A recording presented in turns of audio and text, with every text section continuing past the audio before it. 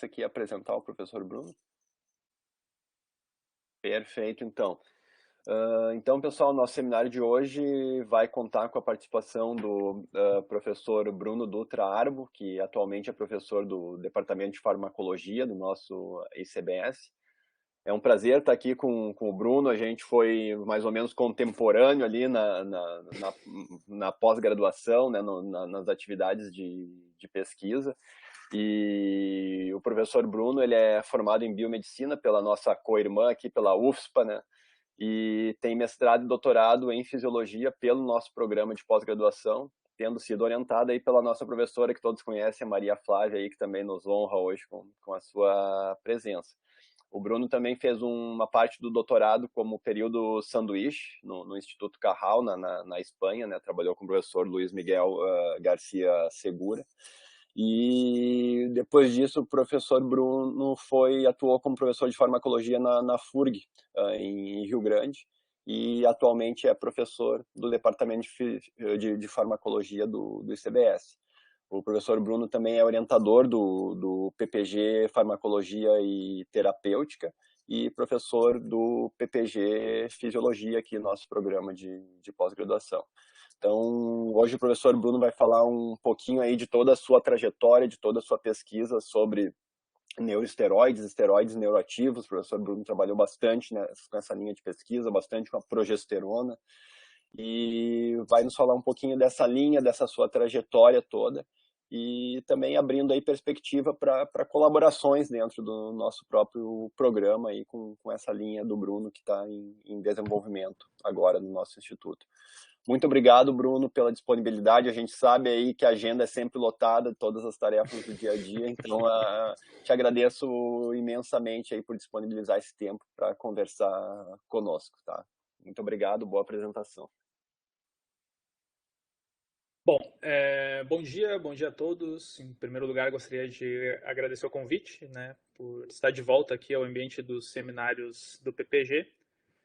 Então, a ideia, como o Luciano colocou, né, falar um pouco sobre a pesquisa em esteroides neuroativos, né, então acabei trazendo aqui esse título, né, tem uma certa liberdade artística, conforme vocês vão ver aqui nessas linhas que eu vou traçar aqui entre passado, presente e futuro. Mas a ideia é começar, então, falando um pouco sobre estudos bem mais antigos que embasaram alguns conceitos que a gente tem hoje, como esteroides neuroativos e neuroesteroides, como o Luciano comentou ali na breve introdução. E depois eu vou trazer a minha fala aqui para alguns trabalhos mais recentes que outros grupos têm realizado e concluir com algumas perspectivas aí para o futuro. Então, bom, o Luciano já fez uma apresentação, né? Eu tinha colocado aqui que eu não sabia exatamente como que seria essa introdução, né? Mas foi aluno aqui do programa de pós-graduação entre 2010 e 2016, né? Só fazer uma brincadeira, né? Não necessariamente contemporâneo do Luciano, né? Um pouco mais jovem, mas depois iniciei então, né, a docência em 2018 na FURG e desde 2019 então vinculado aqui ao departamento de farmacologia do ICBS. Não tenho, só para deixar claro, nenhum conflito de interesse com nada que vai ser apresentado aqui hoje. Bom, então começando aí com uma introdução em relação à pesquisa em esteroides neuroativos, né? Então, em primeiro lugar, o que são, né, esteroides neuroativos, né? Basicamente são esteroides que têm a capacidade de modular a função neural, né? Então isso, né, caracteriza um esteroide neuroativo, né? Então da onde que vem esse conceito, né? Então parte, né, desse conceito começa a ser construído ainda no século XIX, né, nos anos de 1800 aqui por alguns estudos, né? Destaco aqui esse pesquisador chamado Arnold Berthold. Então ele tem vários estudos importantes na área de endocrinologia, identificando então o papel das gônadas no desenvolvimento de características sexuais secundárias e mais especificamente aqui dentro desse conceito, né, envolvendo as ações dos hormônios esteroides no sistema nervoso, eu destaco um trabalho aqui que foi publicado em 1849, em que esse pesquisador ele trabalhou com galos castrados Então, ele observou que a castração dos galos resultava em redução do tamanho da crista, da agressividade e do interesse dos galos pelas galinhas. Ele observou também que essas alterações elas eram revertidas tanto pela administração de um extrato de testículos, quanto por um transplante de testículos. Então, nesses animais transplantados, após, né, durante a realização da autópsia desses animais, ele observou que não tinham grandes conexões estruturais, né, envolvendo esses testículos transplantados com outros tecidos, a não ser ali uma formação, né, de vasos sanguíneos em torno desses testículos, e se veio, né, a partir daí a ideia de que possivelmente os testículos poderiam secretar, né, alguma coisa, né, na circulação que poderia então afetar o comportamento, por exemplo, né, desses animais, né, e começa a se criar um pouco, né, essa ideia de que os hormônios esteroides sexuais, né, poderiam de fato atuar sobre o sistema nervoso. Passando já para o século XX, né, tem um estudo que é bem célebre aqui nessa área, que é esse estudo aqui do Rancelli. Então, esse pesquisador é um pesquisador bem importante aí na história da fisiologia. Ele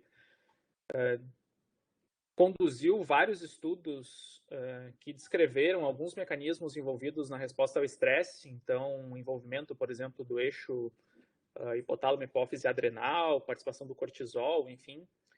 Mas ele tem também uma contribuição importante dentro dessa área dos esteroides neuroativos.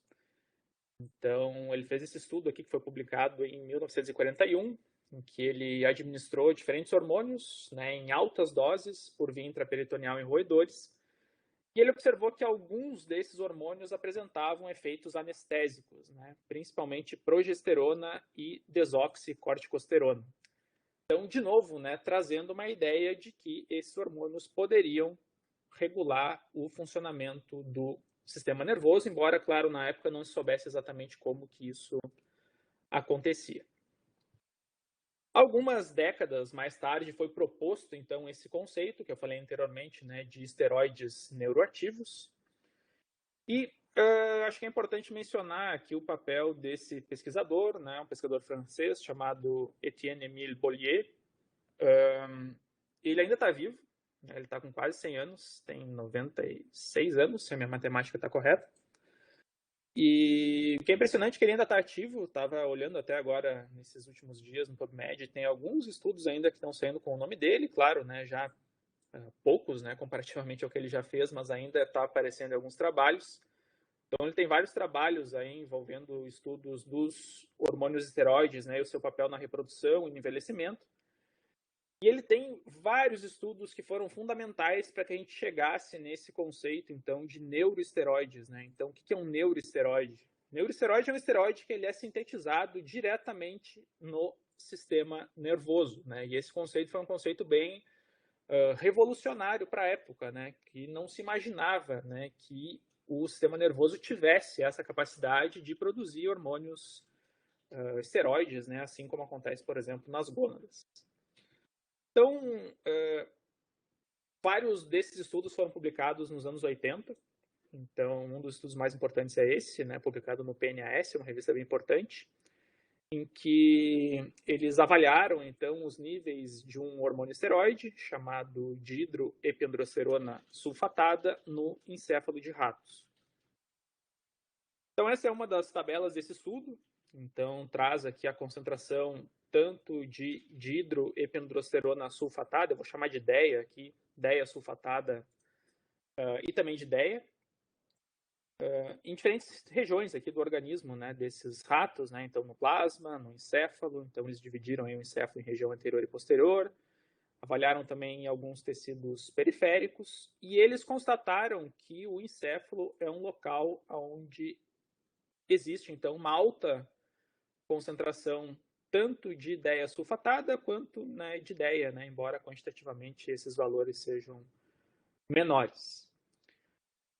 Então existiriam, né, duas principais, né, que poderiam explicar a presença desses hormônios no encéfalo, né? A primeira delas seria que esses hormônios poderiam ser produzidos na periferia, né, secretados na circulação e a partir daí distribuídos para o encéfalo, e a gente sabe que isso de fato pode acontecer. acontecer. Mas uma outra hipótese que eles acabaram verificando mais tarde, conforme eu vou mostrar, é que esses hormônios eles podem também ser secretados diretamente por células no sistema nervoso. Posteriormente foram se caracterizando, né, a presença de outros hormônios esteroides também no encéfalo de animais. Então esse aqui é um outro estudo já dos anos 90, que caracterizou os níveis de allopregnanolona, que é um metabólito da progesterona no córtex cerebral, então, de ratas fêmeas, em diferentes períodos da vida. Então, eles observaram que as concentrações desse hormônio no córtex cerebral eram maiores, principalmente durante a prenhez. Mas eles observaram também uma coisa bastante interessante aqui, que mesmo em ratas que haviam sido submetidas, né, à cirurgia para a remoção da adrenal e dos ovários, essas ratas ainda apresentavam níveis aqui detectáveis desse hormônio no córtex cerebral, né, o que sugere que talvez, né, pelo menos em parte, esse hormônio possa ser produzido diretamente no sistema nervoso. Então, o grupo do Bollier publicou vários trabalhos importantes nos anos 80, conforme eu falei anteriormente. Ali eles conseguiram identificar a presença de enzimas, então, que são essenciais para a produção de hormônios esteroides no encéfalo, então, de roedores, né? Então, tem dois estudos aqui. Então, um estudo publicado na Science, outro no PNAS. Então, foram descobertas muito relevantes, né, naquele período. Então, eles identificaram a presença de uma enzima, que é a primeira enzima aqui envolvida na síntese dos hormônios esteroides, chamada citocromo P450 clivadora da cadeia lateral, né? Esse SCC aqui é a abreviação em inglês aqui para Side Chain Cleavage. Então, uma enzima importante, conforme eu vou mostrar agora aqui, acho que no próximo slide.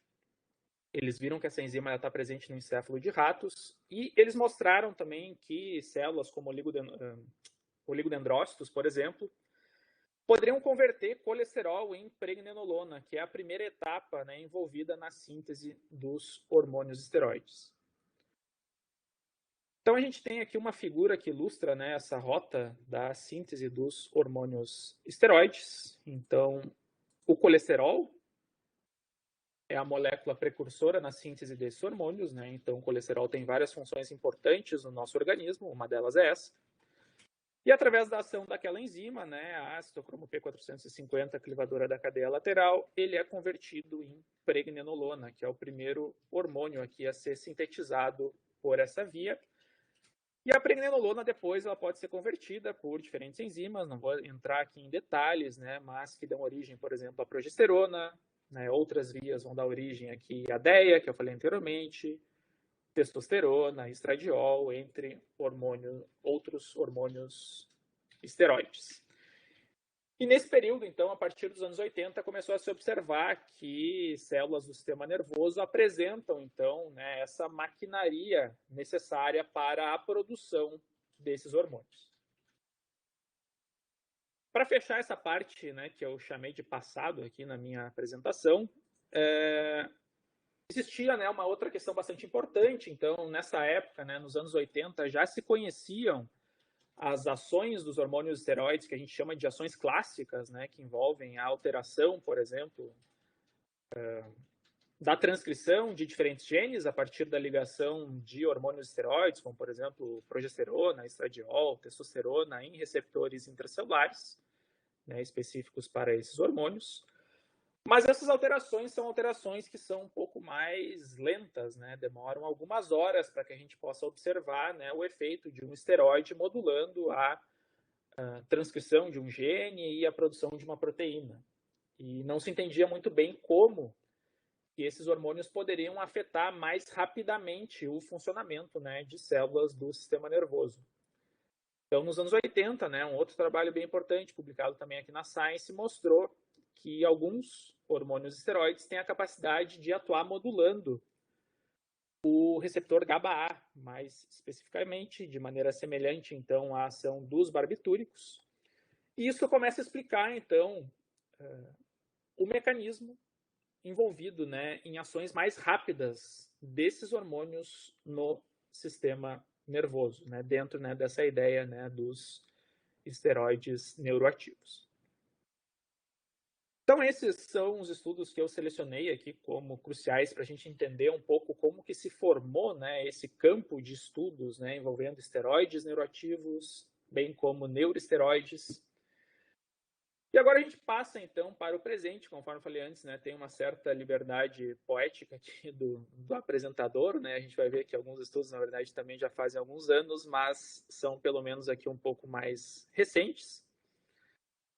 Então, hoje, né, existem diferentes linhas de pesquisa nessa área, tem estudos correlacionando esses hormônios com transtornos de humor, como, por exemplo, depressão e ansiedade, né, associações envolvendo flutuações, por exemplo, nos níveis desses hormônios e quadros de depressão, alguns estudos tentando estabelecer a eficácia do tratamento com alguns hormônios, né, no manejo dessas doenças, vários estudos abordando a questão da influência dos esteroides em diferenças sexuais, né, em vários tipos de comportamento, por exemplo, também na incidência de algumas doenças envolvendo o sistema nervoso central. Alguns estudos relacionando os hormônios com doenças neurodegenerativas e com lesões traumáticas cerebrais, inclusive propondo algumas alternativas em termos de tratamento dessas doenças, e a minha fala vai se focar principalmente nessas duas questões. E a gente tem também estudos avaliando efeitos proliferativos dos esteroides. Então, em alguns casos, esses efeitos podem ser encarados como efeitos indesejáveis, né? Sempre que se fala em terapia de reposição hormonal, se tem uma preocupação quanto ao possível efeito em termos de aumentar risco, né, de alguns tipos de câncer, né, câncer de mama, por exemplo, em mulheres. Então, esse é um campo também bem complexo, né, não é a minha especialidade, né, mas tem vários estudos também nesse sentido, mas eu vou focar principalmente em lesões traumáticas agora no primeiro momento e depois vou falar um pouquinho sobre doenças neurodegenerativas. Bom, então eu vou falar um pouco agora sobre traumatismo crânioencefálico, né? Então, um problema bastante importante, né, em todo o mundo. Então, uma incidência cada vez maior, especialmente em países menos desenvolvidos, como o nosso. Então, dados de 2016 apontavam para uma prevalência de 55 milhões de casos em todo o mundo, né, de trauma crânioencefálico. É um problema bastante sério, né? Tem diversas repercussões, né? Tanto na saúde dos indivíduos, né? Então, causa um número bastante significativo de mortes. Então, traumas mais severos podem levar a uma taxa de mortalidade de até 40%. E muitos casos, né, que não tem o desfecho de morte, né, vão resultar em incapacitações, que podem ser também bastante graves, né, nesses pacientes. Tem também envolvido aí um custo social, um custo econômico, né? Então é um problema bastante grave e não se tem tratamentos que sejam completamente eficazes, né? Há uma necessidade muito grande de melhorar o manejo dos pacientes após esse tipo de lesão. Então, numa das últimas buscas que a gente fez no clinicaltrials.gov, a gente viu que tinham mais de 1.300 ensaios clínicos registrados, né, envolvendo traumatismo crânioencefálico. E se vocês procurarem por ensaios clínicos randomizados, né, envolvendo pacientes com traumatismo crânioencefálico, a grande verdade é que, basicamente, o que vocês vão encontrar é um monte de ensaio com resultado negativo. O traumatismo crânioencefálico, ele promove, né, tanto lesões primárias, né, que são decorrentes do próprio trauma e que são a princípio irreversíveis, mas também lesões secundárias que envolvem aí a cascata inflamatória, dano oxidativo, né, ativação de diferentes vias que poderiam ser potencialmente revertidas, né, se a gente tivesse tratamentos eficazes. Então, nesse contexto, a progesterona ela se destaca como uma alternativa interessante, uma vez que ela tem então ações anti-inflamatórias, ela consegue ajudar no controle do edema, ela previne morte neuronal por excitotoxicidade, ela tem efeitos então antiapoptóticos e tem sido então estudada nessas últimas décadas no contexto do traumatismo crânioencefálico.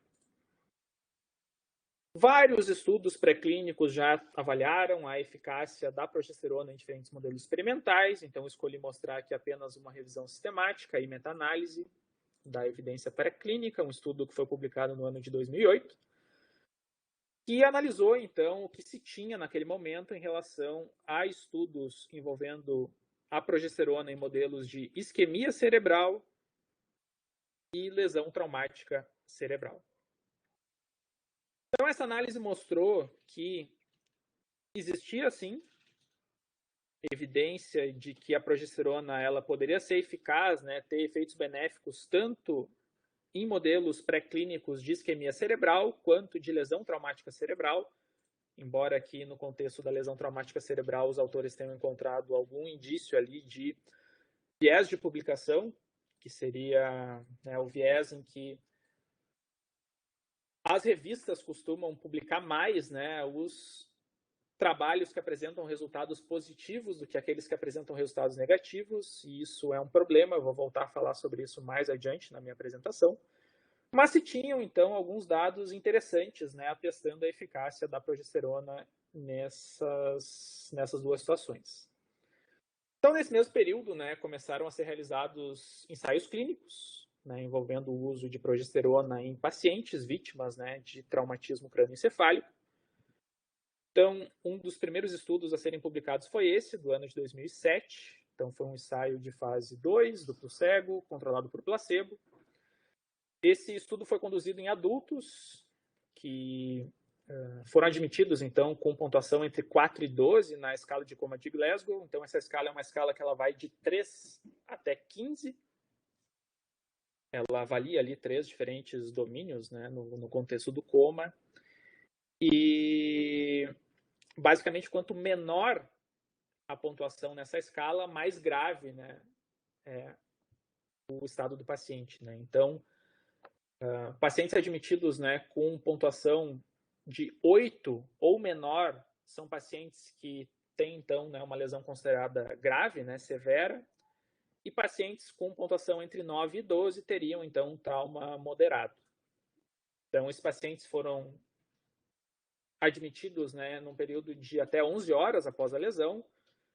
Tiveram 77 pacientes tratados com progesterona, 23 no grupo placebo, foram avaliados alguns desfechos, mas eu gostaria de destacar aqui a última linha dessa tabela, em que os autores mostram, então, que de 77 pacientes, 10 foram a óbito no grupo progesterona,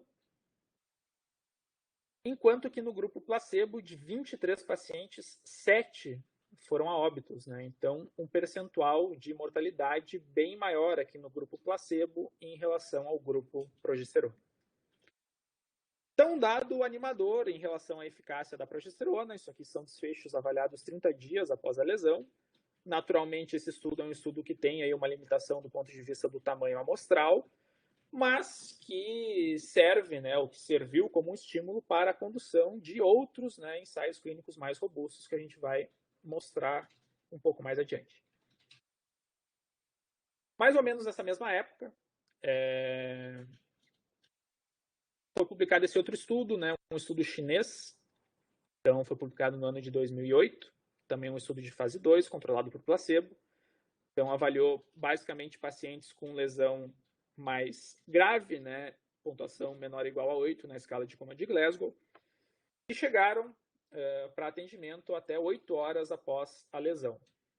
Então, esses pacientes eles receberam progesterona a cada 12 horas, por 5 dias, e esse estudo ele estabeleceu, então, como desfecho primário, a pontuação na escala de desfechos de Glasgow em 3 meses, né? Então, essa escala é uma escala que eu vou mostrar como que ela funciona agora na sequência. Então, essa escala de desfechos aqui de Glasgow, ela tem basicamente 5 níveis, né, de acordo com os desfechos, né, após a lesão. Então, o paciente pode ser classificado como tendo boa recuperação, incapacidade moderada, incapacidade severa, paciente em estado vegetativo e pacientes que foram a óbito. Então, esse estudo ele teve mais ou menos 80 pacientes aqui em cada um dos grupos, Então, o que a gente observa aqui como principais resultados, né, em termos de mortalidade, de novo, né, a gente vê uma incidência maior de mortalidade no grupo placebo, em comparação aos pacientes do grupo progesterona. E a gente também observa um percentual mais expressivo aqui de pacientes com recuperação boa, né, no grupo progesterona em comparação aos pacientes no grupo placebo. Também, né, um estudo que não tem, né, um número amostral tão alto, mas que já tem uma amostra um pouco mais robusta do que aquele estudo anterior ali que eu apresentei para vocês. Então, de novo, né, resultados promissores relacionados ao uso da progesterona. Então, isso cria, claro, né, um clima de otimismo, né, isso levou à realização de 2 ensaios de fase 3, né, envolvendo um número bem maior de pacientes, para avaliar, então, a eficácia da progesterona no manejo de pacientes com traumatismo crânioencefálico. Um estudo foi patrocinado aqui por uma indústria farmacêutica, outro pelo NIH. Esses 2 estudos foram publicados em 2014 no New England Journal of Medicine, né, então, uma revista bastante conceituada. E esses estudos, conforme eu vou mostrar aqui rapidamente, eles não foram bem-sucedidos, né, em mostrar a eficácia da progesterona, né? Esses estudos eles tiveram, em ambos os casos, resultados negativos. Então, o primeiro estudo, né, chamado Synapse, ele foi um estudo multicêntrico, com pacientes entre 16 e 70 anos, que tinham lesão severa, né, então escala de coma de Glasgow de 8 ou menos. Os pacientes receberam progesterona ou placebo por via intravenosa em até 8 horas após a lesão. Foi considerado como desfecho primário a pontuação aqui, a distribuição, na verdade, dentro da escala de desfechos de Glasgow em 6 meses após a lesão. Então, essa escala foi aquela que tem 5 níveis, que eu apresentei ali anteriormente para vocês, né? Morte, estado vegetativo, incapacidade severa, incapacidade moderada ou boa recuperação. Foram avaliados ainda alguns outros desfechos secundários, essa mesma escala em 3 meses, mortalidade e uma outra escala, que é a escala de desfechos de Glasgow estendida, em que basicamente, ao invés desses 5 níveis, essa escala vai ter alguns níveis a mais, né? Então, esses níveis aqui de incapacidade severa, moderada e boa recuperação, eles são subdivididos, né? Então, por isso que se chama essa escala de estendida, mas é uma escala, então, bastante semelhante. Então, aqui os resultados principais desse estudo. Então, tiveram quase 600 pacientes em cada um dos grupos, né, progesterona e placebo.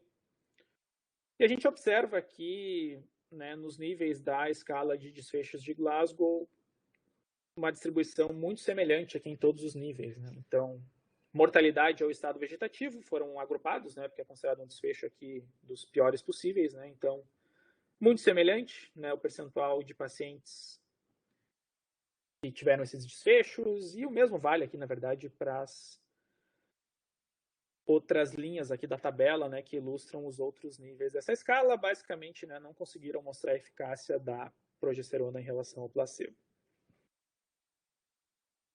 O outro estudo, também um estudo multicêntrico, pacientes que tinham entre 17 até 94 anos, então com lesões severas ou moderadas, né, pontuação entre 4 e 12, naquela escala de coma de Glasgow. Os pacientes foram tratados, então, com progesterona ou placebo, por via intravenosa, numa janela de 4 horas apenas após a lesão, por 3 dias. Eles até destacam isso aqui no título do estudo, né? Very Early Administration of Progesterone, né? Então, a gente pensar que seria possível, né, começar o tratamento do paciente numa janela de até 4 horas após a lesão, né? É algo bem desafiador, né? Então, muitos desses pacientes, né, a maioria geralmente é admitido após algum tipo de acidente automobilístico, né? Então, é uma janela bastante curta, na verdade. E esse estudo ele estabeleceu, então, como desfecho primário, a distribuição dos pacientes na escala de desfecho estendida de Glasgow em 6 meses. Eles tinham uma metodologia para avaliar, então, desfecho favorável em relação à severidade da lesão. Então, um paciente que tinha um trauma mais leve, para que ele fosse considerado como tendo um desfecho favorável, proporcionalmente ele precisaria melhorar mais do que um paciente que teve uma lesão grave, né? Então isso tem uma sistemática para avaliar essas questões.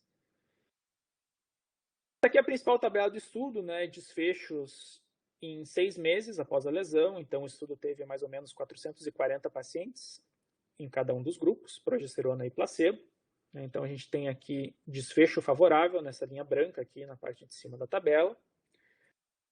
48% dos pacientes no grupo progesterona tiveram desfecho favorável, 52% no grupo placebo, ou seja, né, uma distribuição muito semelhante entre os dois grupos, né? Tem outras subanálises mais aqui para baixo, mas basicamente o estudo não mostrou eficácia em relação ao uso da progesterona. A gente tem aqui abaixo, né, a mortalidade, né? Então quase 19% no grupo progesterona, quase 16% no grupo placebo, né? Então percentuais também bastante semelhantes. Esse estudo, na verdade, ele nem foi até o final, né, do que seria o planejamento original. Então, numa das análises preliminares dos resultados, esse estudo ele foi interrompido. Então, dentro daquelas análises de futilidade, né, chegaram à conclusão que mesmo que esse estudo fosse conduzido até o final, né, o tamanho amostral inicial que foi determinado, não teria chance nenhuma aqui de a progesterona alcançar os desfechos primários que haviam sido estabelecidos para avaliação de eficácia. Bom, falei então em vários estudos aí de outras pessoas, né? Mas o que a gente tem feito então nesse contexto, né? Então, recentemente a gente conduziu um estudo bastante interessante, né? Na minha avaliação, bastante suspeita. Foi um estudo então de revisão sistemática e meta-análise sobre evidências pré-clínicas envolvendo a administração de progesterona em modelos de lesão traumática cerebral, modelos animais, né? Então, esse estudo foi a dissertação de mestrado de um aluno que era ainda da época da Universidade Federal do Rio Grande, da FURG, que foi o Raif Nasrenasser. Ele contou aqui com a colaboração, claro, de outros autores, mas destaco principalmente aqui a participação do professor Gabriel Pires, da Universidade Federal de São Paulo, Unifesp, que é certamente hoje um dos maiores especialistas aí do Brasil nessa área de revisões sistemáticas e meta-análise de estudos pré-clínicos. Ele nos deu um suporte incrível, assim, né, em termos de uso dessas metodologias. Sem dúvida, né, sem a participação dele, a gente não teria conseguido aí chegar no resultado que a gente chegou. Esse estudo foi recentemente aceito para publicação nessa revista Molecular Neurobiology. Bom, por que fazer esse estudo, então, né? Basicamente, a avaliação criteriosa, então, das evidências pré-clínicas, ela é fundamental dentro do contexto dos ensaios clínicos, né? Então, geralmente, esses primeiros ensaios clínicos que são conduzidos, eles são conduzidos com base, né? São desenhados com base na evidência pré-clínica. Então, se a gente analisar criteriosamente essas evidências pré-clínicas, a gente aumenta a chance de sucesso dentro da pesquisa translacional. Então, hoje a gente tem um problema muito sério envolvendo a reprodutibilidade dos estudos, principalmente dos estudos pré-clínicos. Então, eu vou falar um pouco mais sobre isso na sequência, mas hoje, via de regra, praticamente impossível a gente pegar um estudo pré-clínico publicado por qualquer um de nós, ler a metodologia desse estudo e conseguir reproduzir a mesma coisa que vocês fizeram ou que eu fiz, enfim, quando aluno nos meus trabalhos. É realmente impossível. É muito raro a gente encontrar um estudo que nos dê o detalhamento de informação necessário para que a gente possa reproduzi-lo da mesma forma. Isso gera vários problemas e afeta muito a chance de sucesso dos ensaios clínicos. Então, nesse contexto, a gente desenhou uma estratégia de busca, não vou entrar aqui em maiores detalhes, mas a gente buscou informações em várias bases de dados. Basicamente, né, as questões principais eram modelos animais de traumatismo crânioencefálico, em quaisquer espécies, que tivessem um grupo controle e um grupo tratado com progesterona. E a gente estabeleceu 3 desfechos primários, que foram mortalidade, edema cerebral e volume da lesão, que a gente considerou que esses desfechos seriam desfechos mais duros, digamos assim, menos sujeitos, né, a viés aí, envolvendo, né, a análise do pesquisador, né, menos sujeitos aí a viés de análise. A gente encontrou inicialmente, né, quase 1000 estudos. Esses estudos foram, enfim, analisados, primeiro por título e resumo, depois por texto completo e, em resumo, né, no final a gente chegou, de acordo com os nossos critérios de inclusão, a um N de 48 artigos científicos, né? Essa última busca foi feita no mês de setembro de 2021, né? Então tinham 48 estudos que se enquadravam dentro dos nossos critérios, que serviram como base, então, para essa revisão sistemática e meta-análise. A gente não encontrou, então, na verdade, nenhum estudo que mostrasse desfecho de mortalidade, então vou falar aqui sobre os outros dois desfechos, que foram edema cerebral e volume da lesão. Então, a gente encontrou 29 estudos trazendo desfecho, então, de edema cerebral, né, envolvendo o uso de progesterona em algum modelo animal de lesão traumática cerebral. Desses 29 estudos, 24 apresentaram efeito benéfico da progesterona reduzindo edema cerebral. A gente tem aqui no lado esquerdo, né, a figura principal dessa meta-análise, né, o gráfico de floresta, né, não sei se todos aí estão acostumados, né, a ver esse tipo de gráfico, né, mas cada linha é uma análise feita por algum estudo, né, envolvendo, né, essas comparações entre progesterona e grupo controle na avaliação do edema cerebral. Então, tem o efeito aqui, o intervalo de confiança 95% para cada uma dessas análises. E lá no final, a gente identifica, né, esse losango, né, o pessoal chama de diamante também, né, que corresponde, né, à análise agrupada, né, de todos esses dados. Né? Então, a grande vantagem da meta-análise é que ela propicia, né, uma análise que envolve um número de observações que é muito maior. Né? Ao invés de estar pensando num estudo individual ali que tem 10 ratos em cada grupo, a gente tem uma análise aqui que tem mais ou menos 300 observações aqui em cada um dos grupos. E essa análise ela mostra, né, em resumo, que a progesterona de fato pode reduzir edema cerebral de acordo com a evidência pré-clínica. Né? Então, assim, a análise mais elementar que a gente faz aqui nesses gráficos, né, a gente tem esse losango. Se o losango ele toca essa linha central, né, que seria o zero, significa que não teria vantagem aqui para nenhum dos lados, né, nem grupo progesterona, nem grupo controle. Se o losango está integralmente aqui em um dos lados do gráfico, né, é porque tem ali algum tipo de efeito, nesse caso favorável à progesterona.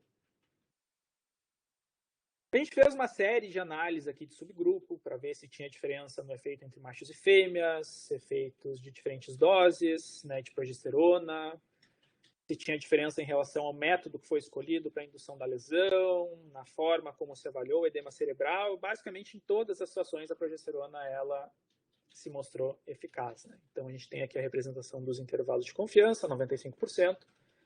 A linha do zero, então, está tudo aqui para o lado esquerdo, né, favorecendo a progesterona. Essa faixa mais escura, né, só para explicar que a figura em sua plenitude, né, ela corresponde ao intervalo de confiança aqui da análise global aqui dos estudos. Né? Então, só para a gente poder comparar aqui cada uma das subanálises, né, eu tenho uma limitação aqui de tempo, mas basicamente em todos os cenários a progesterona se mostrou eficaz na redução do edema cerebral. Em relação à análise do volume da lesão, a gente tem aqui um pouco mais de, enfim, controvérsia. Então, dos 21 estudos que nós encontramos trazendo esse desfecho, 10 mostraram eficácia da progesterona, 11 não mostraram. Mas, quando a gente coloca tudo isso dentro da meta-análise, a gente chega num resultado que favorece ainda a progesterona. Né? Analisando tudo isso em conjunto, ainda assim a progesterona ela parece também ser capaz de reduzir o volume da lesão, mas já é um pouco menos claro do que o dado que a gente teve em relação ao edema cerebral. Fizemos algumas subanálises aqui também em relação a sexo, diferentes doses, a maneira como se interrompe o tratamento, né, com progesterona. Então, tem duas formas de se fazer isso, né, uma interrupção abrupta. Né, o que seria uma interrupção abrupta? Digamos que eu trate os animais por 3 dias com uma dose X de progesterona. Então, eu administro aquela dose no primeiro dia, no segundo dia, no terceiro dia, e depois eu simplesmente paro esse tratamento. Tem a possibilidade, né, de fazer um uma interrupção mais gradual, né, desse tratamento, né? Então a gente utiliza uma dose durante os primeiros dias e depois começa, né, a diminuir gradativamente essa dose até interromper o tratamento. Então o que a gente identificou aqui? Primeira coisa, né, tem algumas limitações aqui nessa análise, né? Então a maior parte dos estudos que a gente encontrou foram em ratos adultos jovens machos. Então, assim, não se tem muito estudo com animais de outras idades, por exemplo, né, animais idosos. Não se tem tantos estudos que incluam fêmeas, o que é um problema também bastante grande.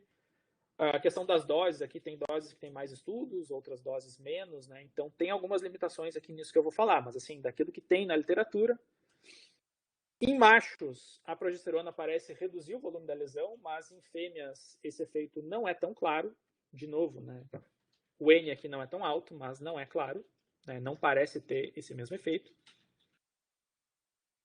Algumas informações aqui sobre dose, né? Isso é um pouco relativo, mas assim, em relação à forma, né, de suspender esse tratamento, também parece ser mais vantajoso essa suspensão gradual do tratamento do que uma suspensão abrupta, né? Então, quando essa suspensão ela é feita de maneira gradual, a progesterona parece ter uma maior eficácia em termos de redução do volume da lesão quando ela é comparada com estudos onde houve, então, a interrupção abrupta, que acaba não tendo aqui significância do ponto de vista estatístico. A gente fez análise de viés de todos esses 48 estudos que foram incluídos, né? Então tem uma ferramenta, que é a ferramenta do Circle para análise de viés, análise de viés de estudos pré-clínicos. Essa ferramenta ela é inspirada, digamos assim, nas ferramentas que se usam aí para avaliação dos ensaios clínicos, né? Onde esse tipo de estudo ele é mais comum. Então ela tem aqui 10 categorias, né, de viés. Não vou entrar aqui em super detalhes dessa ferramenta, porque isso aqui, né, seria uma apresentação inteira só para isso. Mas ela analisa, por exemplo, se houve randomização dentro do experimento, se os animais eram semelhantes nas características de base, se os animais foram alojados de maneira aleatória, se foi utilizado o cegamento por parte dos investigadores, tanto durante o tratamento como durante a análise dos desfechos, se tinham alguns outros problemas ali de inconsistência na apresentação dos resultados e se tinha algum tipo de viés de relato seletivo, né? Então a gente analisa se tem algum resultado, alguma análise que foi feita no estudo, mas que não foi apresentada nos resultados. A gente analisa se tem discrepâncias no N, né? Então ele tinha lá no começo um N de 10 animais no grupo, mas lá quando ele mostra a análise, o N ele se transforma misteriosamente em 7. É algo que é raro, mas que acontece muito, né, nesses estudos pré-clínicos, entre outras análises, né. Está distribuído aqui o percentual de estudos aqui, né, que tinham um risco alto, não claro ou baixo de viés para cada uma dessas categorias. Então, assim, numa análise global, né, o que a gente enxerga? Muito amarelo, né? Muito amarelo, né? Então, na maior parte dos casos é muito difícil a gente avaliar esses diferentes riscos, né, de viés dentro dos estudos, simplesmente porque os estudos eles são mal escritos, né? Essa é a grande verdade, né? Então, os nossos estudos pré-clínicos são muito mal escritos, né? Dentro daquilo que eu estava falando antes, é impossível a gente pegar um artigo e conseguir ir para a bancada e replicar aquele artigo. E é impossível a gente entender exatamente como o estudo foi realizado dentro de cada uma dessas categorias aqui de risco de viés, se tinha risco de viés ou se não tinha, porque o estudo ele simplesmente não informa nada. Algumas coisas são um pouco mais bem informadas, né? Característica de base dos animais, então isso até se encontra, né? Peso dos animais, às vezes tem alguma análise comportamental ali que mostra que os animais eles tinham um comportamento semelhante, né? Antes ali do início do experimento.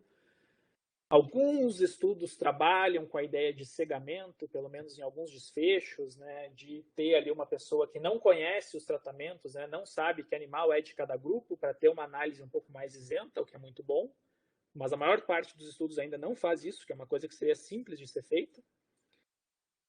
E uma incidência relativamente alta aqui de alguns problemas, né, incluindo dados incompletos, inconsistências de relato e, enfim, alguns outros tipos, né, de viés. Então, assim, principal mensagem, né? Precisamos melhorar muito a forma como a gente relata aquilo que a gente fez, né? Isso é importante para a gente melhorar a reprodutibilidade aqui na pesquisa. Algumas hipóteses, né, que a gente traçou para tentar explicar por que esses ensaios de fase 3 não conseguiram reproduzir efeitos benéficos da progesterona que haviam sido apontados por estudos anteriores, né? A primeira hipótese, né, mais óbvia, né, simplesmente uma diferença entre as espécies, né, uma questão envolvendo também a heterogeneidade dos ensaios, né? Então, esses ensaios clínicos, né, diferentemente daquilo que a gente vê na bancada, né, que a gente tem animais com o mesmo peso, com a mesma idade, que vão metidas a uma lesão muito semelhante, né, introduzida por um mesmo modelo. Na clínica não é isso que acontece, né? A gente tem paciente mais jovem, a gente tem paciente mais idoso, tem homem, mulher, tem pacientes com diferentes comorbidades, tem diferentes formas, né, através das quais esses pacientes eles acabam, né, tendo algum tipo de trauma crânioencefálico, né? Então isso é um desafio muito grande na clínica, mas a gente encontrou também algumas outras questões interessantes. Então, uma delas foram discrepâncias nas vias de administração entre os estudos pré-clínicos e clínicos e nos níveis plasmáticos que são observados com o tratamento com progesterona. Então, nos modelos animais, as vias que são mais usadas são as intraperitoneal e subcutânea. Então, os estudos geralmente mostram plasmáticos entre 20 e 100 nanogramas por ml, e isso resultaria lá em ação neuroprotetora. Nesse ensaio de fase 3, a progesterona foi administrada por via venosa e a concentração plasmática ela é mais elevada. Não sabemos se isso por si só, né, explicaria, né, essas discrepâncias, né, em termos de eficácia da progesterona ou não. Naturalmente, tem vários outros fatores que influenciam nesse aspecto, mas chama a atenção que um daqueles ensaios de fase 2, aquele ensaio chinês, ele conseguiu fazer ali uma administração de progesterona que produzia níveis semelhantes aos que se observam nos estudos com modelo animal, né? Níveis menores do que esses ensaios clínicos de fase 3 mais recentes fizeram. Então, é uma questão aí a ser avaliada no futuro. E uma outra coisa detectada também, viés de publicação nos estudos. Então, a gente também identificou que há, sim, uma maior tendência de revistas aceitarem estudos com resultados positivos, e isso é uma catástrofe, porque isso distorce, né, completamente a realidade na literatura, né? Então, esse viés de publicação faz com que a gente leia a literatura, chegue, né, a determinadas conclusões, né, em relação à eficácia de determinados tratamentos. Isso acontece nas mais diversas áreas, né, não só nessa, mas que, na verdade, daqui a pouco não seriam eficazes, né? Simplesmente o que acontece é uma distorção naquilo que está, de fato, sendo publicado. Então, isso é algo que nós mesmos criamos enquanto pesquisadores e que nós agora temos que trabalhar para tentar resolver. Bom, para fechar aqui em relação a coisas que a gente tem feito, né? Então, já estou me aproximando aqui do meu tempo, mas a gente tem alguns estudos também envolvendo essa proteína, chamada proteína translocadora, está abreviada aqui como TSPO. Então, essa proteína é uma proteína mitocondrial, localizada aqui nas membranas mitocondriais, na membrana mitocondrial externa, na verdade. E acredita-se, tem um debate aqui, que eu não vou entrar aqui em detalhes, que essa proteína, junto com algumas outras, poderia participar da captação de colesterol para o interior da mitocôndria. É importante, então, na síntese dos hormônios esteroides, né? Então, a captação do colesterol para o interior da mitocôndria, ele pode ser convertido em prednisona, né, que é o primeiro a ser sintetizado dentro daquela rota que eu mostrei para vocês. Alguns estudos mostram que o uso de ligantes de proteína poderia resultar em aumento dos níveis, né, de hormônios esteroides. Essa proteína ela tem uma outra característica bem interessante quando a gente pensa em sistema nervoso, que é o fato de que essa proteína ela tem a sua expressão aumentada em locais de lesão e inflamação. Tem exames de imagem, né, PET, né, tomografia por emissão de pósitrons, que são feitos utilizando ligantes, então, que tem afinidade pela proteína translocadora, exatamente para analisar o encéfalo dos pacientes tem, enfim, diferentes aí doenças neurodegenerativas, por exemplo, né, para ver regiões que estão sendo mais afetadas por essas doenças. Então, essa proteína ela pode ser uma alternativa interessante no sentido de direcionar o tratamento exatamente para as regiões encefálicas mais afetadas aí em processos, por exemplo, neurodegenerativos. Alguns estudos têm mostrado, então, que ligantes da proteína translocadora também são capazes de exercer efeitos neuroprotetores em diferentes modelos experimentais, modelos de doenças neurodegenerativas, modelos também de lesão traumática cerebral, entre outros. E a gente tem, então, alguns estudos nessa linha. Vou mostrar aqui muito rapidamente duas coisas. Então, esse foi um estudo que a gente fez, então, no modelo in vitro, de doença de Alzheimer, digamos assim, né, que envolve a administração do peptídeo beta-amiloide. Então, a gente utilizou nesse estudo células SHSY5Y, né, são células de neuroblastoma humano, que foram expostas ao peptídeo beta-amiloide e tratadas ou não com um ligante da proteína translocadora chamado 4-linha-clorodiazepam. Então, dado mais importante desse estudo, a gente tem aqui a apresentação do índice de viabilidade dessas células, né? Então, a gente tem aqui a apresentação em percentual do grupo controle. Basicamente, o que a gente observa é que a exposição das células ao peptídeo beta-amiloide reduz a viabilidade celular. Quando a gente fez o pré-tratamento dessas células com algumas, né, concentrações do ligante, né, do 4-linha-clorodiazepam, a gente observou um efeito protetor. Então, o ligante conseguiu proteger as células contra os danos ocasionados pela exposição ao peptídeo beta-amiloide. Mais adiante, a gente conseguiu, de certa forma, replicar esses achados de um outro modelo in vitro, que foi um modelo de culturas organotípicas de hipocampo. Então, são modelos em que a gente trabalha com fatias de hipocampo, a gente consegue manter essas fatias, então, em cultura. Então, nesse estudo, a gente avaliou a morte celular através da incorporação do iodeto de propídio nas células, né, dessas fatias. Né, o iodeto marca em vermelho as células mortas. Então, a gente observa aqui que quando a gente administra o peptídeo beta-amiloide, a gente vê um aumento da mortalidade, então, né, celular nas fatias de hipocampo.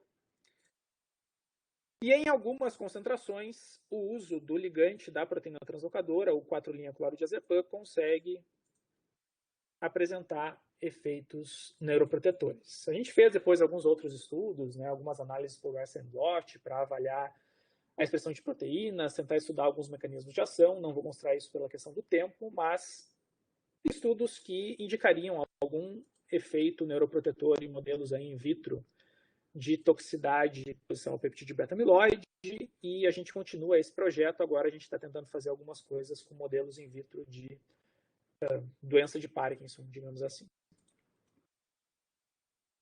Bom, perspectivas para o futuro, né? Então, né, alguns desafios que a gente tem, né, essa translação do conhecimento gerado na bancada para o leito, né? Então, esse é um desafio permanente. Então, o uso, né, dessas ferramentas como as revisões sistemáticas e meta-análises de estudos pré-clínicos é bastante importante para nos auxiliar nesse desafio, para a gente tentar aumentar um pouco a chance de sucesso, né, dos ensaios clínicos. Né? A verdade é que muitas vezes a gente fornece evidências que não são, né, as ideais para que o pessoal da clínica possa conduzir os seus estudos. Né? Claro que também tem problemas nos estudos clínicos, mas assim, do ponto de vista de controle de viés, de apresentação dos resultados, a qualidade dos estudos clínicos em geral é bem maior, né? Pelo menos os ensaios principais aí, conduzidos em grandes hospitais, enfim, é bem maior do que aquilo que a gente faz nos estudos pré-clínicos, né? Então isso é algo que a gente tem que melhorar. A avaliação dessa relação entre risco e benefício do uso dos esteroides, né? Então a gente geralmente foca muito na questão do benefício, né? Que foi algo que eu basicamente falei ao longo de toda a apresentação, mas a questão da análise do risco muitas vezes é deixada um pouco de lado. Isso é algo que é importante também. A gente tem visto um aumento bem grande no uso de diferentes esteroides, né, na população, com diferentes intuitos, né, desde questões aí envolvendo terapia de reposição hormonal, passando por pessoas que utilizam esteroides simplesmente em busca de algum tipo de benefício estético, né? E é importante também a gente ver as consequências, né, desse uso a longo prazo. Uma outra questão importante é que seriam, né, as diferenças sexuais e os seus impactos na tomada de decisão na clínica. Então, cada vez mais a gente tem visto estudos que mostram a presença de diferenças sexuais em diferentes doenças, em termos de eficácia de diferentes tratamentos. E isso é algo que até agora, pelo menos, não aparece muito na clínica, né? Tirando situações muito específicas envolvendo, né, questões aí relacionadas com a reprodução, que aí, lógico, né, a gente tem que ter tratamentos diferentes, né, para homens e mulheres, mas assim, em outros contextos a gente não vê muito, né, tratamentos direcionados, né, para diferentes sexos. O ideal, claro, né, é que a gente tenha tratamentos que funcionem em ambos os sexos, né? Esse acho que é o desejo de todos. Mas eventualmente podem existir tratamentos que sejam melhor para homens ou para mulheres, né? E essa é uma questão que permanece aí como um desafio para o futuro. E para isso é importante também, né, que mais estudos sejam conduzidos utilizando não só machos, mas também fêmeas, né, na pesquisa pré-clínica. Projetos atuais em andamento, né, continuamos trabalhando aí com efeitos neuroprotetores de ligantes da proteína translocadora. Então, atualmente a gente tem uma aluna de iniciação científica, que é a Manu, que está um pouco mais a cargo aí desse projeto, né, seria um projeto até que se beneficiaria, digamos assim, né, da chegada de algum aluno de pós-graduação, né, precisando de mais ajuda aí na condução desse projeto. A gente está começando agora um projeto visando identificar o perfil toxicológico e alguns usos off-label da oxandrolona, né, que é um esteroide que tem sido utilizado aí principalmente por mulheres. É um trabalho bem atual, é um trabalho ainda pré-clínico, na verdade, mas que deve ter início aí nos próximos meses. A gente tem outros trabalhos aí que fogem um pouco do escopo da fala de hoje, né? Então, tem uma aluna trabalhando com um projeto bem interessante, na verdade, para ver se é possível que as pessoas contraiam Covid-19 através da transfusão de sangue. Então, um projeto que está sendo desenvolvido em parceria com o Banco de Sangue do Hospital de Clínicas, aqui de Porto Alegre. A gente tem também alguns trabalhos na área de ensino, em fisiologia, né? Então, nesse sentido, né, principalmente a professora Maria Flávia, né, tem conduzido vários estudos a esse respeito e me convidou então para algumas colaborações. Então tem um aluno que está entrando agora no doutorado, o Fernando, né, que vai trabalhar nesse projeto. Recentemente ingressei também na última seleção da Brisa, né, que é a iniciativa brasileira de reprodutibilidade e revisões temáticas e meta-análises pré-clínicas, né? Então está no nosso escopo aí mais adiante voltar a fazer alguns outros trabalhos de revisão sistemática e meta-análise pré-clínicas, né, nessa área de hormônios e esteroides. E a gente tem também a participação do projeto de extensão, também coordenado pela professora Maria Flávia, Saber Saúde Algo se Explica, né? Então, vários podcasts, talvez vocês já tenham visto aí a divulgação. Se ainda não viram, né, a gente convida vocês aí para nos prestigiarem nas plataformas, YouTube, Spotify, enfim, tem materiais bem legais saindo por lá. Alguns agradecimentos, né? Várias pessoas têm trabalhado conosco aí nos últimos anos, né? Tanto aqui internamente, né, na URCS, né? Obrigatoriamente tenho que agradecer, claro, a professora Maria Flávia, né? Minha eterna orientadora, mentora, enfim, que me despertou o interesse, né, por esse trabalho todo, né, na área de pesquisa, né? Outros colaboradores também importantes aí da universidade, né? Alguns alunos, né? Manu, Monique, alunos que estão entrando agora, a Stephanie e o Fernando. Meu irmão tem colaborado também em alguns estudos, Raif, né, que realizou aquele estudo da revisão sistemática, que foi bastante trabalhoso, então se deve muito aí ao trabalho, ao esforço dele. Alguns outros colaboradores, né, que estão colaborando com a gente em outros estudos, né, o Gabriel lá da Unifesp, pessoal da FURG, pessoal do Banco de Sangue do Hospital de Clínicas, Gislaine, que tem colaborado também nos estudos de educação, agências de fomento, que tem patrocinado aí alguns dos nossos trabalhos, né, e agradecendo também a vocês pela presença, né. Então fica meu muito obrigado e fico aí à disposição se tiverem perguntas. Muito obrigado mais uma vez pelo convite. Obrigado, Bruno.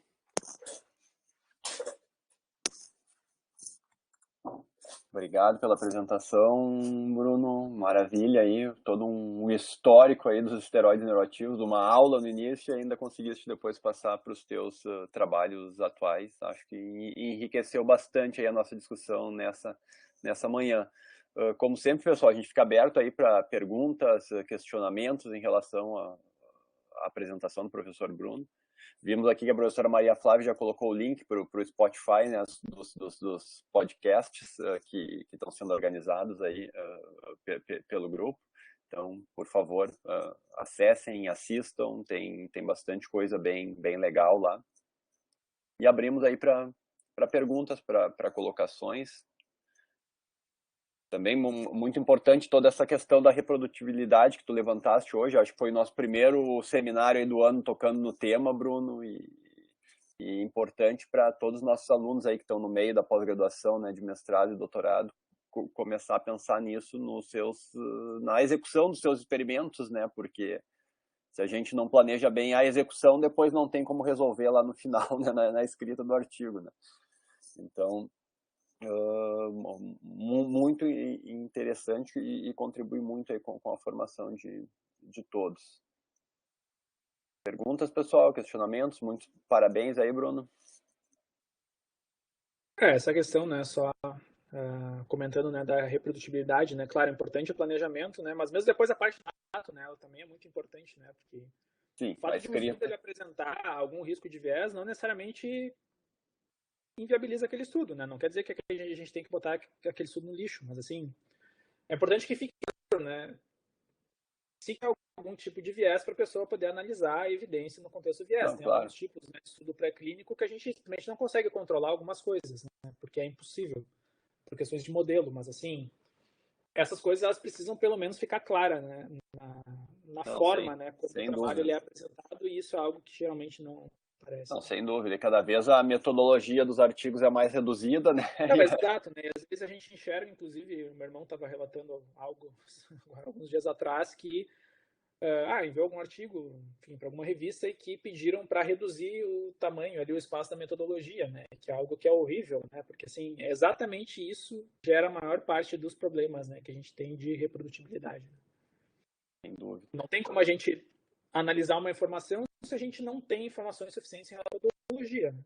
Claro, não, Básico, né? sem dúvida, sem dúvida. A professora Heloísa levantou a mãozinha aqui. Elô, queria dar parabéns, Bruno. Achei excelente a apresentação. Eu perdi o iniciozinho, estava em trânsito.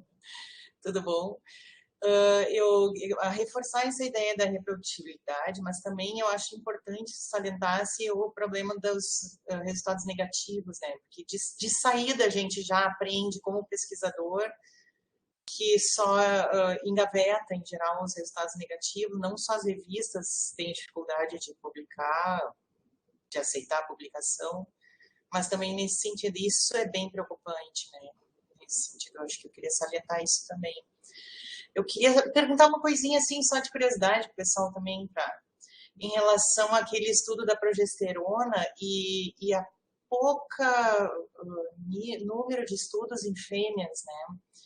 Eu não sei como tu acha que seria, se realmente é aquilo ali, considerando essas situações que a gente falou agora, né, se realmente em fêmeas teria menos resultado do que em machos. Então, tem uma limitação ali, como eu falei, né, que é o N, né, porque a maioria dos estudos, né, utilizam machos, né, e poucos fêmeas, então se analisar até o intervalo de confiança ali, ele é bem maior, né, para o dado das fêmeas, que indica, né, uma variabilidade maior porque o N é pequeno, né, então assim, a maioria dos estudos não trabalha com fêmeas porque, enfim, dá mais trabalho, basicamente, né, porque vai ter que ou ovarectomizar, ou o ideal que não seria nem isso, né? Seria simplesmente acompanhar o ciclo estral e basicamente as pessoas, né, não querem muito fazer isso, né? E aquela dose de progesterona que apareceu no grupo ali, colocasse, né, que tinha os estudos com dose maior do que a dose que seria a dose normal, ela foi feita em plasma ou aquilo em alguma coisa nível do cérebro? Desculpa, não sei se eu entendi. A questão ali tem as, né, que foram administradas, né, já vim intraperitoneal, que o pessoal mais faz, mas assim, os níveis que eu coloquei depois ali, quando eu estava tratando de hipóteses, são níveis plasmáticos ali, plasmáticos. São plasmáticos. Tem algumas questões que se sabe em termos de diferenças sexuais, inclusive no trauma crânioencefálico. As mulheres, em geral, elas têm desfechos melhores do que os homens. Geralmente tem menor mortalidade, tem maior chance de ter desfechos positivos, né? Isso alguns estudos clínicos aparentemente mostram. E antes da menopausa, pós-menopausa? Aí que tá. É que geralmente, né, o maior percentual de pacientes que acabam sendo vítimas, né, de trauma crânioencefálico são homens, adultos jovens, mas proporcionalmente, né, um pouco menos, talvez, pacientes idosos, porque a principal causa que leva, pelo menos eles mostram isso nos estudos, né, ao recrutamento de pacientes é acidente automobilístico, assim, disparado, assim, sei lá, 80% dos pacientes que são recrutados são via acidente automobilístico, né, mas assim, claro, né, tem algumas nuances, mas assim, essa é uma questão importante. Tem uma outra questão interessante ali que eu até não mostrei aqui. Eu tinha colocado isso e depois eu tirei por questão de tempo aqui, que ia ficar meio longo. Deixa eu ver aqui se está aqui ainda.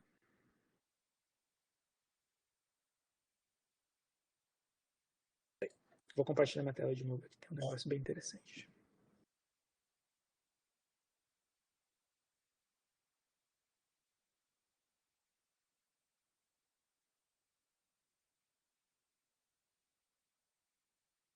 Esse dado aqui é um dos dados, né, de um daqueles ensaios de fase 3. Esse estudo Protect. Eu tirei aqui para dar uma apresentação antes. Eles fizeram algumas análises de subgrupo, mas tem um resultado aqui que me chamou bastante atenção quando estava vendo esse estudo, que é a análise em relação ao sexo. Né? Então, homens e mulheres. Né? Então, tiveram um número maior de pacientes homens do que mulheres no estudo, né? Que tinha um pouco isso. Né? Então, homens, adultos jovens, que são mais expostos, né, a trauma crânioencefálico. Tem uma análise aqui em termos, né, de eficácia da progesterona. Então, eles observam que a progesterona em homens ela é meio que muito semelhante ao placebo, né, em termos, né, dos dados que eles encontraram. Em mulheres, isso aqui não é significativo do ponto de vista estatístico, né, de interação aqui de 0,07, mas chegou bem perto. Chegou bem perto de uma situação aqui nesse estudo de o placebo ser melhor do que a progesterona. Né, de a progesterona ter efeitos até negativos nas mulheres. Não sei exatamente por quê. De novo, não teve diferença do ponto de vista estatístico, mas assim, foi bem próximo, né? É algo que, enfim, é interessante, né? Seria,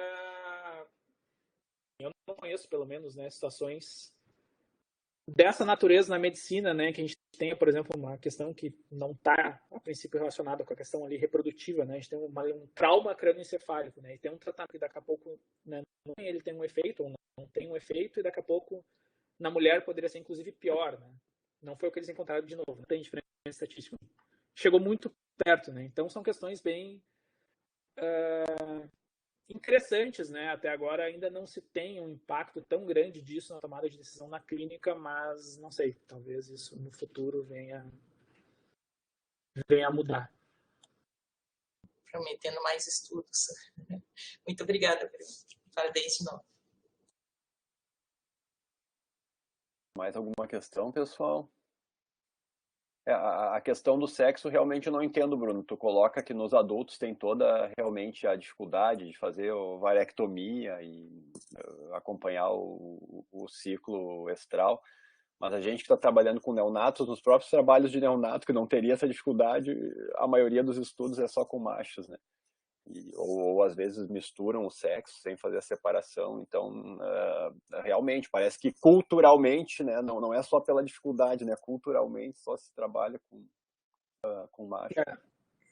Isso até é coisa de cultura primária, por exemplo, coisa mais como o pessoal misturar tudo, né? Então, tu tem ali macho e tudo na mesma cultura, o que é um desastre metodológico. Enfim, o pessoal lá na Espanha fazia exatamente o contrário, eles tinham todo um processo lá para sexar os animais, os embriões e tal, que dava algum trabalho, mas assim, para ter um controle que era completamente diferente uma cultura da outra.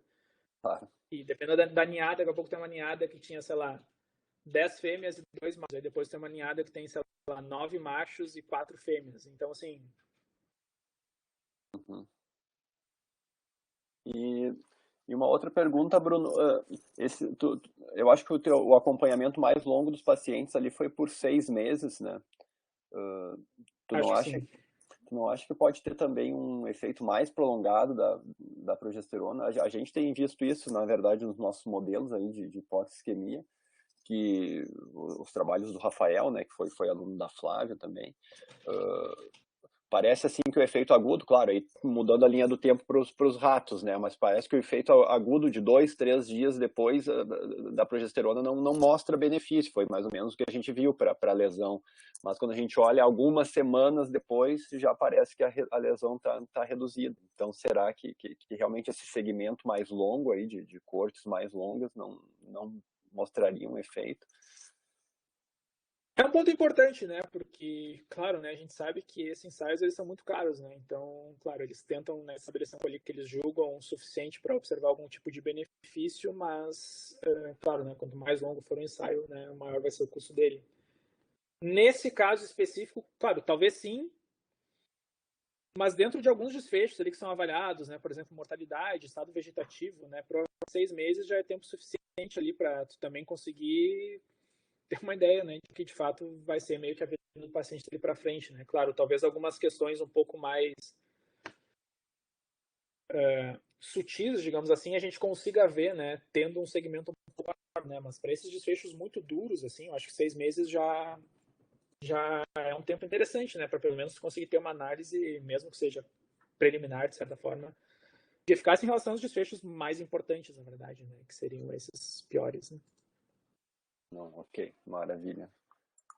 Flávia, tá digitando? Quer falar alguma coisa? E parabéns também pelo aceite aí do artigo do Raif, né? Viu? A gente falou que a gente ia fazer a meta-análise. Sim, eu tive o prazer, né? Para quem não sabe, de Aconteceu. participar aí da banca de defesa do Raif, e deu já para perceber todo o cuidado experimental de vocês, e é uma linha, é um outro tipo de análise com a qual a gente também não está acostumado assim na nossa formação, né, Bruno? Eu não sabia nada, na verdade. Assim, foi agora na pandemia que ele teve que trocar o trabalho e as pessoas começaram a fazer mais revisões temáticas sobre qualquer coisa. E aí, bom, o tema até eu sugeri para ele, assim, que eu achei que era algo interessante de fazer, mas assim, o mérito do trabalho em si ali é muito dele por ter feito o trabalho mais braçal, que é realmente Não, mas a gente muito começa a ver a complicado. A parte importância principalmente da desse. extração dos dados ali Claro. é bem trabalhosa, né? Então, 48 estudos gráfico por gráfico, né? E entender o que as pessoas fizeram, que nem sempre é muito fácil. Então, quando a gente vai extrair esses dados, principalmente, assim, aí às vezes ele vinha, né? Ah, tem algumas dúvidas, né? Estudo tal e tal. E aí tu vai ver os estudos e tu vê que tem coisas que simplesmente não dá para entender, assim, que é muito difícil assim, de conseguir fazer. E aí, claro, né, a ajuda do outro colega ali, do Gabriel, foi muito importante, assim, porque ele já tinha uma experiência bem grande prévia e conseguiu nos guiar ali Não, que para, bom. enfim, Mas fazer da melhor forma possível. resultados super importantes. Parabéns aí para vocês, pro grupo. A Flávia também está te dando aí os parabéns. E tu tem uma vida e uma carreira para desvendar todos esses mistérios. E agora já sobrou para ti, ó, Bruno, uma disciplinazinha aí no PPG, ó, nova. Mais adiante, Já te arrumou mais trabalho, ó.